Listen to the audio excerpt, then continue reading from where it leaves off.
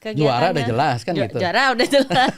Makanya kenapa bisa juara 1 nih? Wah. Nah, jadi hasilnya yang pertama ini, saya sudah bisa membangun 8 rumah dan sudah ditempati oleh masyarakat. Yang kedua, intinya adalah terjadinya rekonsiliasi, perdamaian antara dua kubu yang bertikai. Waduh, kali ini saya sudah bersama pemenang juara 1 lomba karya jurnalistik TMMD ke-116. Betul? Ke-116? Ya. Betul. Betul. Selamat datang, izin dan Satgas Kodim 1503 Tual. Itu tepatnya di Maluku mana ya, Pak? Kodim Tual itu di Maluku Tenggara. Maluku Tenggara. Ya, untuk posisinya. Untuk karena posisinya. Kodim Tual itu kan membawahi 2 kabupaten 1 kota. Oh gitu. Untuk posisinya eksaknya itu di Maluku Tenggara. Cuman tepatnya lebih ke kabupaten ya? Iya. Kabupatennya. Nah Pak, mungkin bisa diceritain sedikit ini profil Kodim 1503 Tual itu sendiri seperti apa sih? Kodim 1503 Tual itu berdiri kurang lebih tahun 1954. Itu setelah Kabupaten Maluku Tenggara terbentuk. Nah, Kodim itu sendiri saat ini membawahi 2 kabupaten sama 1 kota dan terdiri dari 4 koramil saat ini. Nah, untuk posisi koramil yang pertama itu ada di Langgur, Kecamatan Kei Kecil. Untuk koramil 02-nya berada di Elat, di Kei Besar. Koramil 03-nya itu ada di Dobo, Kepulauan Aru. Dan yang terakhir itu koramil 150304 di Jerol. Itu posisinya berada di bawah Kepulauan Aru itu. Lumayan banyak juga ya Pak Dandim. Itu semuanya tadi disebutin ngapalin apa emang udah pernah ke sana semua? Kebetulan saya jabat 6 bulan ini sudah semua koramil udah saya injak semua. itu. Cuman ngomong-ngomong nih Pak Dandim, kalau dari namanya Kadek, orang Bali apa gimana? Kebetulan saya orang Bali, Mbak. Orang Bali. Iya, orang Bali. Oh, tapi dinas di Kodam Patimura ini baru 6 bulan. Bukan. Apa? Saya dinas di Kodam 16 Patimura itu dari tahun 2018. Oh. Jadi dandimnya baru 6 bulan. Dari dandimnya baru 6 bulan. Terus bisa sampai juara 1 jurnalistik. Ini memang ada bakat-bakat entertain emang suka atau gimana itu persiapannya, kok bisa sampai dapat juara 1 nih? Dan sebelumnya kalau saya baca, ini sebenarnya kalau dari prestasi Kodam 16 Patimura ini sebenarnya kali kedua juara 1, dan sebelumnya pernah juara 1 juga katanya di 2020 apa 2021 gitu. TMMD yang ke 110 kalau nggak salah. Iya, 2020 itu kategorinya Kapendam waktu itu. Oh, ya. Dan ini yang kedua kalinya juara 1 lagi. Puji Tuhan. Alhamdulillah kalau saya. Ya. Astungkare untuk saya. Astungkare. Iya. Oke. Astungkare tuh sama kayak alhamdulillah puji Tuhan gitu ya. Iya, sama Mbak. Oke. Mungkin bisa diceritain tuh Pak Dandim gimana persiapannya bisa menyabet juara 1 di karya jurnalistik TMMD ke-116 ini, kategori dan Satgas. Ya, kalau dibilang persiapan sih semuanya kita siapkan. Baik dari materi, sasaran itu sendiri, dan ya manusianya, utamanya manusianya. Kalau manusianya tidak disiapkan, mau bagaimana dapat juara kan benar. gitu. Iya kan? Benar. Jadi dari awal ini disampaikan bahwa pada saat rakor itu ada kategori lomba. Salah satunya yang kategori dan Satgas ini kan ada 2 nih. Apa aja? Yang kategori media elektronik sama media online. Oke. Dan yang ini elektronik. Ini elektronik. Saya buat dua-duanya. Cuman saya lebih intensnya ke elektronik. Oh gitu. Ya. Nah, perbedaannya tuh apa? Yang elektronik ini mungkin biar kawan-kawan kita nih yang nonton lebih paham gitu kategori-kategorinya ini. Kalau dari saya di media elektronik itu kan yang kita kirimkan kan berupa video, Mbak. Jadi saya ingin menunjukkan bahwa realnya itu TMMD itu seperti apa. Ya kalau online itu kan hanya tulisan, semua orang bisa nulis gitu. Benar. Tapi kalau dalam video ini kan menceritakan gimana sih awalnya TMMD ini, gimana sih sasaran, apa sih yang dikerjakan sama tentara. Khususnya yang paling penting kan tanggapan masyarakat terhadap TMMD itu. Saya pengen itu dilihat benar sama orang bahwa TNI itu dalam TMMD itu sungguh-sungguh, bukan hanya pencitraan atau apa gitu. Dan terbukti saya pada saat itu membangun rumah ada 8 unit dari awal sampai selesai TMMD, pas 1 bulan ditambah pra TMMD-nya itu saya buat 14 hari, jadinya selesai pas tepat waktu tanggal 8 Juni itu. Nah, untuk fokus utamanya sendiri ini di TMMD ke 116 itu lebih ke, maksudnya kayak apa yang menjadi alasan TMMD 116 ini dilakukan di sana? Dan apa alasannya? Sebenarnya alasan yang mendasar sih kita lihat sejarahnya Mbak ya.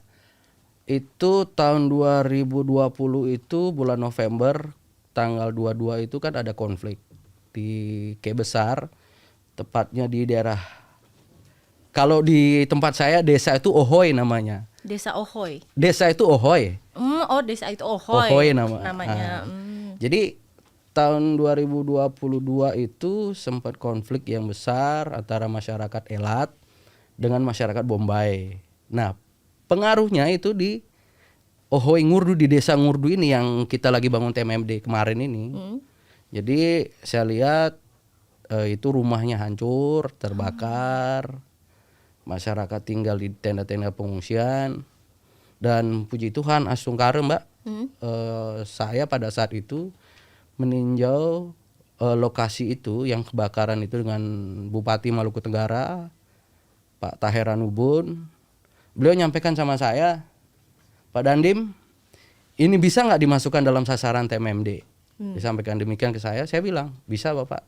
Kebetulan tahun ini jatahnya Kodim 1503 Tual untuk melaksanakan TMMD. Oh, jadi memang terjadwal, ada jadwalnya itu? Iya, kebetulan Mbak, untuk TMMD 116 ini untuk wilayah Korem 151 itu Kodim Tual. Dan untuk fokus utamanya nih dalam pelaksanaan TMMD kemarin apa aja yang dilakukan kegiatan-kegiatannya? Dan mungkin berlangsung berapa lama gitu dan? Kalau sasaran itu kan ada 2 sasaran Mbak, sasaran fisik dan non fisik. Kalau sasaran fisik itu kita membangun rumah tipe 36 dari awal. Terus sasaran non fisiknya seperti bahaya narkoba, stunting, bela negara, ada 5 yang saya pilih. Khususnya yang paling utama pada saat sasaran non fisik itu bagaimana sih cara kita untuk mengembalikan traumanya masyarakat. Itu yang paling penting Mbak pada saat itu. Dan rumah itu yang saya bangun di sasaran fisik itu 8 rumah itu memang kondisinya memang betul-betul tidak bisa dipertahankan. Memang kita harus bangun dari awal, hangus habis terbakar. Ada kendaraannya lah terbakar. Semua rumah isi sampai dalam-dalamnya itu terbakar semua. Tapi korban jiwa sendiri? Ada korban jiwa 1 orang. Pada saat itu orang sudah usia lanjut. Nah, pada saat terjadi konflik itu, ini warga desa di Ngurdu ini, itu semuanya ke kebun. Jadi mereka tidak tahu gitu ada konflik itu. Jadi mereka ke kebun semua. Tiba-tiba pulang, sudah terbakar rumahnya. Dan 1 orang meninggal karena sudah tidak ada yang bisa menyelamatkan. Karena kebetulan usianya juga sudah lanjut. Sudah nggak bisa jalan, akhirnya meninggal. Tapi sebenarnya penyebabnya apa tuh Pak Dandim kalau misalnya diusut-usut gitu? Kalau kita berbicara itu di daerah saya ini khususnya, orang berantem tuh karena batas tanah. Nah, kebetulan ini ya ada permasalahan karena batas tanah. Ya memang sebelum-sebelumnya itu memang sudah ada riwayat konflik sebelumnya. Cuman kan puncaknya pada saat itu tanggal 22 itu udah puncaknya sekali. Jadi benar-benar dari situlah Pak Dandim membangun dari awal ya di situ kegiatan TMMD salah satunya. Termasuk juga tadi di dalamnya ada stunting dan lain-lain sebagainya. Itu untuk kegiatan TMMD tersebut pasti kan warga-warga setempat juga bantu atau mungkin ada tambahan dari relawan atau pemerintah setempat? Kalau kita berbicara masalah pemerintah daerah Mbak ya, itu supportnya hampir 1000% saya bilang. 1000%, berarti luar biasa ya. Bupatinya sangat mendukung, Mbak. Kebetulan beliau juga anak kolong. Nah, jadi beliau tahulah program TMMD itu seperti apa. Jadi ya sudahlah, daripada ini nanti bangunan sia-sia, udah kasih TNI aja yang mengerjakan, lebih terjamin. Nah gitu. Jadi supportnya Bupati Maluku Tenggara tuh ke Kodim Tual itu sangat besar, Mbak. Jadi beliau itu hampir tiap minggu tuh menanyakan, dan beliau turun langsung mengecek itu sampai sejauh mana sih bangunannya, karena itu kan masyarakatnya dia juga, Mbak. Kebetulan juga habis konflik, dia juga tidak pengen konflik ini berkelanjutan. Akhirnya ya sudah, selama 30 hari itu kita kerjakan itu, beliau intens menanyakan bagaimana, dia Ikut minta memantau, laporannya sudah sejauh mana. Sampai dengan penutupan itu, bahkan beliau sendiri minta kalau bisa TMMD ini jangan hanya ditentukan waktunya hanya 30 hari. Karena ya kita tahu juga di K besar itu, Mbak, itu kan masuk pulau terluar dan daerah tertinggal. Beliau mintanya kalau misalnya ada program-program TMMD lagi khususnya untuk wilayah Kodim Tual itu udah diarahkan ke tempatnya beliau aja, ke daerah Maluku Tenggara. Karena banyak hal yang perlu dibangun juga di sana. Termasuk juga kita kan saat ini nih masalah stunting itu, Mbak. Kita tahu sendiri kayak di saya di Kabupaten Maluku Tenggara itu kan ada kurang lebih itu 83 pulau. 83 pulau. Iya. Ada yang ditempati, ada yang tidak ditempati. Nah, aksesnya semua ini kan semuanya lewat laut. Nah, kalau misalnya sekarang, saat-saat sekarang nih, contoh dari bulan April sampai dengan bulan September nanti, ini berlaku musim timur di sana dan ombaknya tinggi. Kita tidak bisa sembarangan. Itulah ya, sama juga karena ombak ini juga kemarin jadi kendala pelaksanaan TMMD. Serpas pasukan, dropping material. Kalau dropping material ini kan ke lokasi TMMD ini kan dari kota kabupaten. Jadi kalau kapal jalan baru kita bisa dropping. Kalau kapal nggak jalan akibat ombak. Tempat saya itu ombak paling tinggi sampai 5 meter. 5 meter? Iya. Wah. Itu warning tuh. Syah Bandar tuh langsung mengeluarkan warning, perjalanan laut dihentikan, tidak boleh ada aktivitas di laut. Seperti itu. Tapi kebanyakan penduduk di sana mata pencahariannya apa? Mungkin kan tadi ke kebun, terus nelayan juga. Dari 100%, hampir 75% itu kerjanya ya nelayan, Mbak. Nelayan. Loh, kalau misalnya, tapi yang sifatnya tradisional.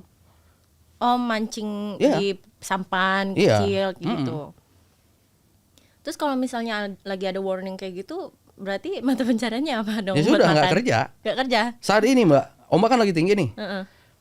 Masyarakat atau daerah desa yang di bagian timur ini sudah nggak melaut karena ombak tinggi. Terus beralihnya cari makannya lewat apa? Ya berkebun. Berkebunnya aja. Iya, berkebun. Ya kebun paling yang dihasilkan apa sih di sana? Kopra. Kopra itu apa ya?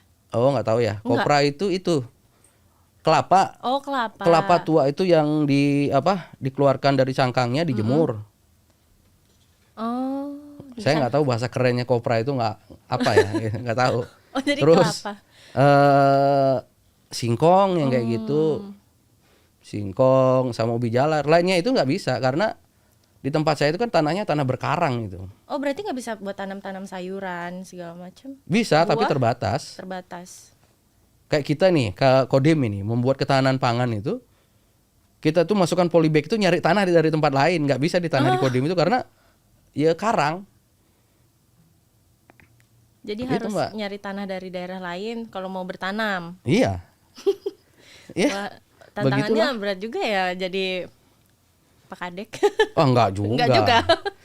Tantangan atau tidaknya itu kan tergantung dari orangnya, Mbak. Kalau kita sesali ya jadi tantangan. Kalau enggak kita sesali ya bawa enak aja.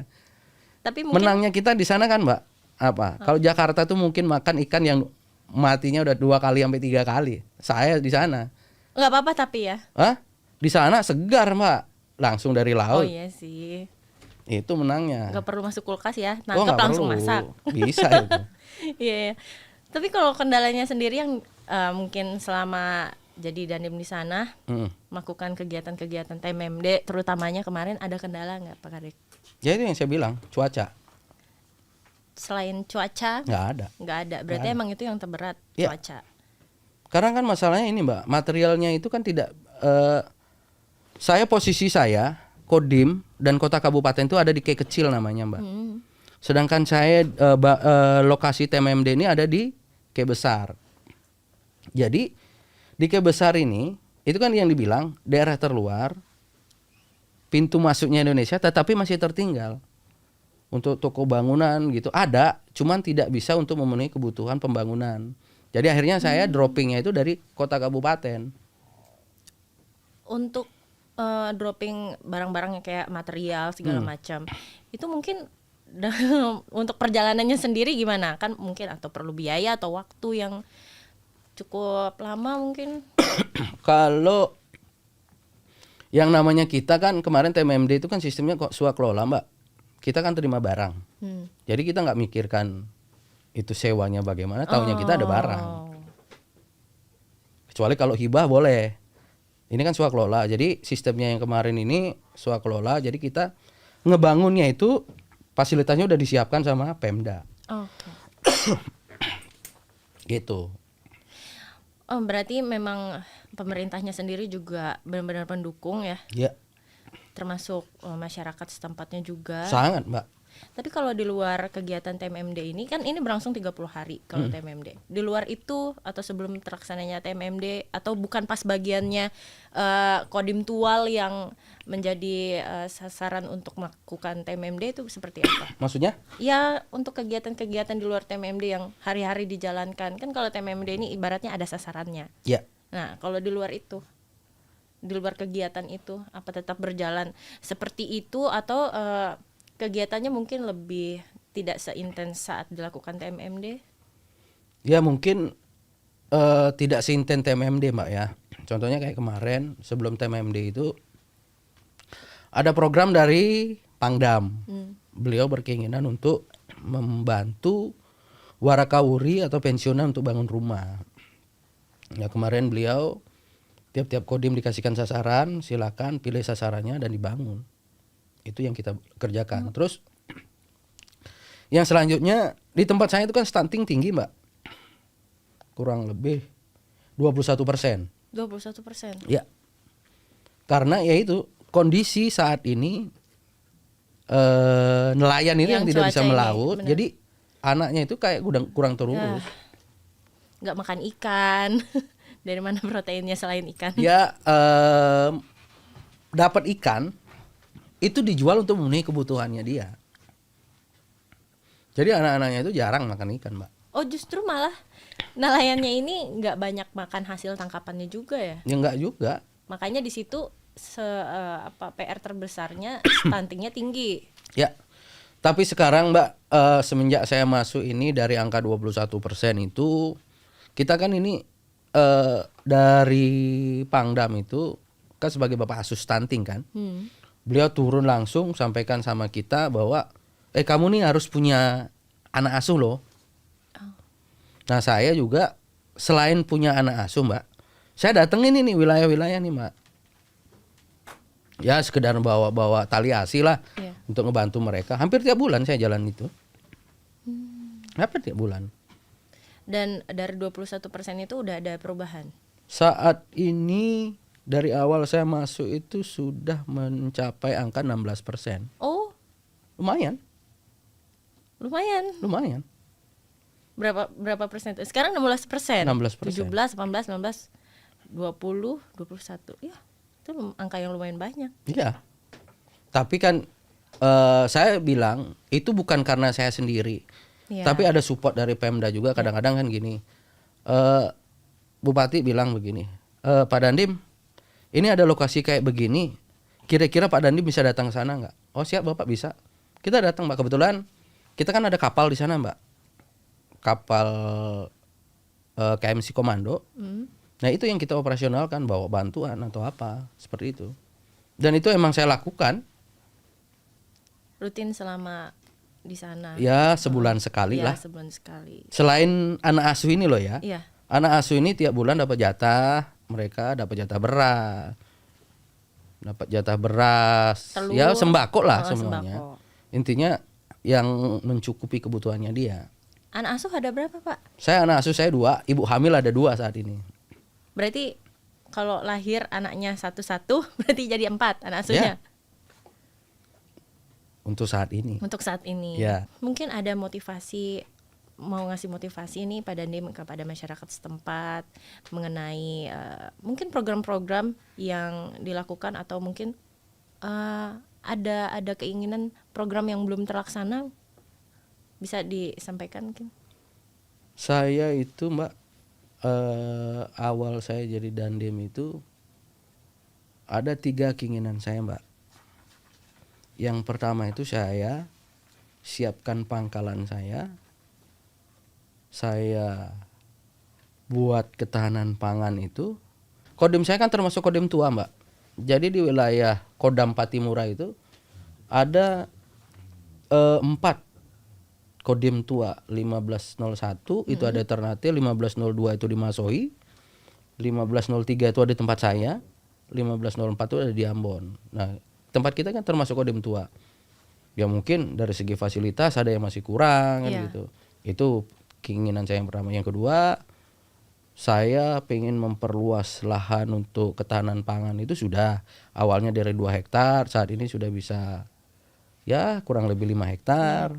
Terus habis itu saya bisa turun ke masyarakat itu, ngebantu masyarakat walaupun tidak banyak tapi kan bisa. Itu udah tercapai. Nah, satu hal yang jadi keinginan saya Mbak, kita mengacunya pada kejadian-kejadian yang selama ini sering terjadi Mbak ya. Nah, ini kaitannya juga dengan TMMD. Saya pengen sebenarnya orang di tempat saya itu berkelahi itu kan karena minuman keras. Iya. Ya kan, mabuk. Udah intinya satu, jangan minum. Tapi kalau minuman itu juga masih dijual-jual. Nah itu dia kendalanya Mbak. Itu susahnya. Harus. Kendalanya ya bilangnya begini, Pak saya gara-gara menjual ini anak saya bisa kuliah kan? Kemana-mana. Tapi kan edukasinya Mbak. Iya. Yang harus dijangkit ya dari akarnya dulu, benar ya Pak? Ya gimana Mbak, saya waktu pertama kali survei nih sama Pak Bupati nih untuk lokasi TMMD, ada 5 pohon kelapa, 5-5-nya itu ada tempat tadah apa tua ya? Tua. Nah itu, ya kan, ya semenjak kita masuk sana lah Mbak ya, kita bisa ngasih tahu mereka, ini nih nggak bagus, inilah yang buat kamu nih juga salah satunya rumahmu ini kayak begini. Yeah. Kamu mau terus-terusan kayak begini, kan nggak? Kamu sudah lama mengumpulkan uang, kamu ada yang kerja ke Papua, kamu ada yang kerja ke Jawa, dapat hasil kamu pulang, kamu bangun kampungmu, tapi begitu selesai kamu bangun, habis terbakar. Ya gara-gara minuman, itu. Gara-gara minuman merembet ke batas tanah, ya sudah konflik. Dan memang itu 2 hal yang memang di sana bikin panas terus ya. Ya. Minuman berantem, masalah tanah berantem. Ya Mbak. Ya memang sih kayak minuman itu butuh kita emang turun langsung gitu Mbak. Yaitu tempat lokasi TMMD ini. Ya mungkin selama saya TMMD sama sekali nggak ada yang minum seperti itu karena mungkin karena banyak tentara yang di situ kan. Tetapi kita nggak tahu setelah TMMD kita nggak ada lagi, ini mau bagaimana nih? Kan ada cerita Mbak, ada yang saya muat di video itu, Pak, saya bekerja dari saya diangkat jadi PNS sampai dengan saya pensiun, saya baru mampu untuk membangun rumah ini, saya mampu beli isi dalam rumah saya, tetapi begitu ada kejadian hanya 1 hari terbakar semuanya, habis. Kasihan ya Mbak? Ya kasihan. Siapa yang mau disalahkan juga? Ya itu. Nggak ketahuan. Ada 10 motor lebih itu yang terbakar. Motor yang biasa dipakai ojek terbakar. Pendapatan nggak ada. Mulai lagi dari nol. Iya, itulah. Tapi untuk hal-hal kayak gitu, memang sih pertama butuh pendekatan secara langsung ya Pak, untuk ngomong secara mungkin dari hati ke hati. Tapi balik lagi sih kalau misalnya memang Emang udah dasarnya mungkin agak susah juga kita kan untuk mantau langsung kan nggak bisa setiap hari juga. Iya Mbak. Sekarang kadang-kadang gini Mbak, kita juga dengan banyaknya desa di sana, dengan kekuatan personil Babinsa juga tidak bisa mencukupi untuk sampai ke sana Mbak. Saya di Maluku Tenggara saja itu ada 191 desa di Maluku Tenggara. Di Kota Tual itu ada 67 desa. Di Kepulauan Aru itu ada kurang lebih 54 desa. Babinsa saya jumlahnya hanya 343. Kan nggak cukup. Cukup buat nyambangin itu semua. Dan itu semua Mbak, tempat itu tidak bisa ditempuh hanya lewat darat saja. Oh iya. Hanya semua lewat laut. Apalagi kayak musim sekarang nih, musim timur nih. Ombaknya tinggi tuh. Dan kapal jarang berlayar. Jadi kalau mau mantau pindah ke desa lagi pas ombaknya tinggi, ya udah. Yes, mereka stay di Nunda sana. lagi. Ya itu kadang-kadang Mbak jadi kendala kita gitu ya. Bukannya kita mau mengeluh, itu tidak. Memang kendalanya seperti itu di sana. Yeah. Tapi ya kita upayakanlah maksimal karena saat ini di Tual maupun Maluku Tenggara ataupun Kepulauan Aru untuk citra TNI saat ini Mbak masih sangat tinggi Mbak, dan mereka masih segan sama kita, sangat segan. Nah kalau misalnya mereka konflik apa gitu, kita turun, mereka pasti selesai. Sama seperti kejadian awal tahun kemarin Februari itu Kota Tual itu sempat terjadi konflik tuh antara kampung lah. Iya. Saya nggak berani bilang masalah kampung gitu. Ya awalnya mereka ya berantem gitu Mbak, sampai menggunakan panah wire, parang gitu kan. Tapi ya dengan kita bekerja sama dengan kepolisian akhirnya mereka mau nurut gitu. Kita buat acara damai. Semoga nggak ada konflik-konflik lagi ya Pak Ya, Dandim. Jadi nggak ya bikin itulah. pusing. Ya resiko. Ya resiko. Resiko kita lah, mau gimana lagi kan. Tapi untuk kegiatan TMMD yang ke 116 kemarin nih Pak Dandim, hasilnya apa aja nih yang udah dicapai mungkin dalam pelaksanaannya? Maksudnya hasil apa dulu nih Mbak? Ya kegiatannya. Juara udah jelas kan gitu. Juara udah jelas. Makanya kenapa bisa juara 1 nih? Wah. Nah, jadi hasilnya yang pertama ini, saya sudah bisa membangun 8 rumah dan sudah ditempati oleh masyarakat. Yang kedua, intinya adalah terjadinya rekonsiliasi, perdamaian antara dua kubu yang bertikai. Dan saya sangat bersyukur Mbak. Mungkin saya selama saya dinas di Kodam 16 Patimura ini, pada saat rekonsiliasi itu, pasca konflik itu, semua pejabat utama hadir Mbak. Oh. Gubernur hadir, Kapolda hadir, Pangdam hadir, Kabinda hadir, Danrem hadir. Itu yang buat saya Mbak sangat istilahnya betul-betul disupport sama beliau-beliau itu gitu. Apalagi bupati. Gitu Mbak. Mungkin mau sebut nama bupatinya, ucapkan terima kasih. Oke. Boleh. Sekalian kan. Ya, saya Komandan Kodim 1503 Tual dalam hal ini mengucapkan terima kasih banyak kepada Bapak Bupati Maluku Tenggara, Bapak Muhammad Taher Hanubun yang telah mensupport kegiatan TMMD sehingga kegiatan TMMD ini berhasil, dan puji Tuhan Astungkare apa yang setelah kita lakukan selama ini memperoleh hasil juara 1. Selamat Pak Bupati. Tepuk tangan dulu. Itu, Luar biasa. Loh iya, kalau beliau nggak support gimana Mbak? Benar. Memang kita nggak bisa sendiri untuk sukses. Harus ada yang membarengi. Ini bukan kampanye loh ya, ini kenyataan ini, bukan istilahnya. Iya. Kadang-kadang begini Mbak, ini kan tahun politik. Emang kenyataannya beliau seperti itu gitu loh Mbak. Jadi ya baik ya saya bilang baik. Iya. Nggak mungkin bukan saya. Dan Rem pun ditanya mungkin jawabannya akan sama. Pangdam pun mungkin ditanya jawaban akan sama. Karena beliau memang dari awal perencanaan, bagaimana saya diajak ke lokasi itu sampai dia memutuskan udahlah bisa nggak ini dijadikan sasaran TMMD. Habis itu begitu saya bilang bisa, saya laporkan ke Kodam. Kan itu ada Mbak, awalnya ada pengalihan sasaran TMMD loh saya. Awalnya itu di K kecil. Tapi dengan beliau menunjuk langsung situ saya ubah. Jadi ke K besar. Gitu. Oke, Pak Dandim. Kan tadi udah ucapan terima kasih nih. Mungkin ada pesan-pesan untuk masyarakat Ditual terakhir? Wah, mungkin jaga kesehatan atau apa? Kalau saya pengennya hanya nggak muluk-muluk sih Mbak. Jangan mabuk. Jangan mabuk tuh. Udah. Jangan berantem aja kerjanya. Kalau nggak mabuk pasti nggak bakalan Iya, berantem iya. Mbak. Udah itu aja. Bagi yang suka mabuk, jangan mabuk. Ini mau tahun politik. Jangan mudah terpancing emosi dengan bahasa orang yang memanfaatkan masyarakat dengan diberikan minuman, Iya. mabuk, akhirnya berantem. Dan sebenarnya bukan pesan hanya untuk masyarakat Ditual saja ya, Pak Dandim. Maluku Tenggara loh ini. Wah, semuanya, Ya, semuanya sebenarnya lapisan masyarakat Indonesia terutamanya ya jangan mabuk, karena emang nggak ada manfaatnya kan, iya sih. nggak ada manfaatnya. Ya bisa membahayakan orang lain juga, merugikan orang lain, selain merugikan diri sendiri kan.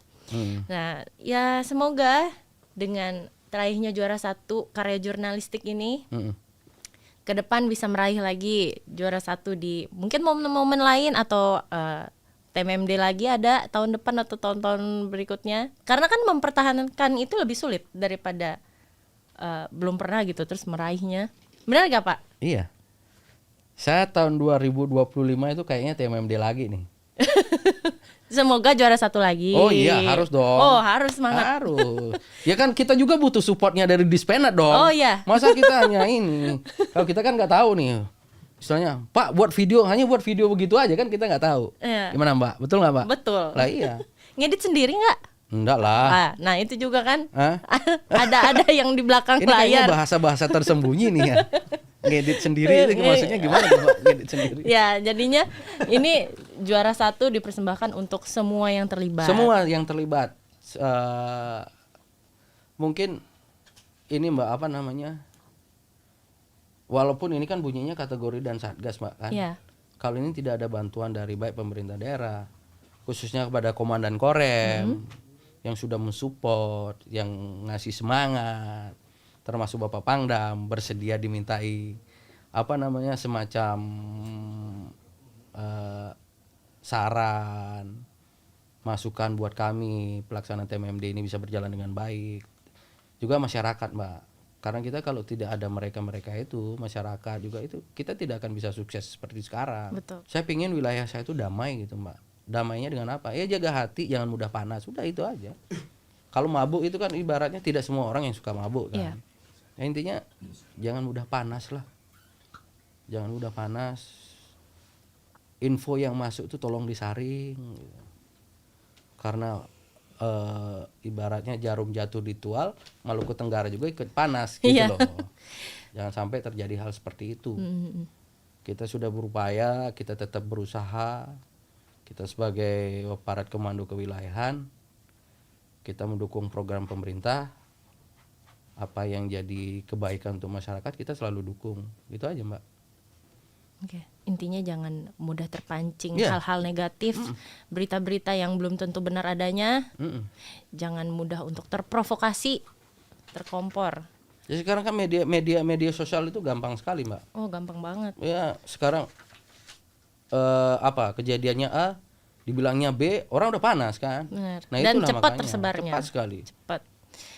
Oke lah, kalau gitu semoga apa yang dilakukan oleh Pak Kadek juga tim yang bersangkutan menjadi inspirasi untuk semuanya, mungkin untuk daerah-daerah lainnya juga bisa lebih semangat dalam mengejar juara 1.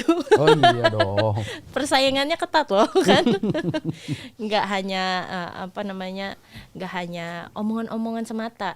Ya. Nggak hanya motivasi-motivasi di mulut aja, tapi juga memang dalam bentuk tindakan juga terbukti.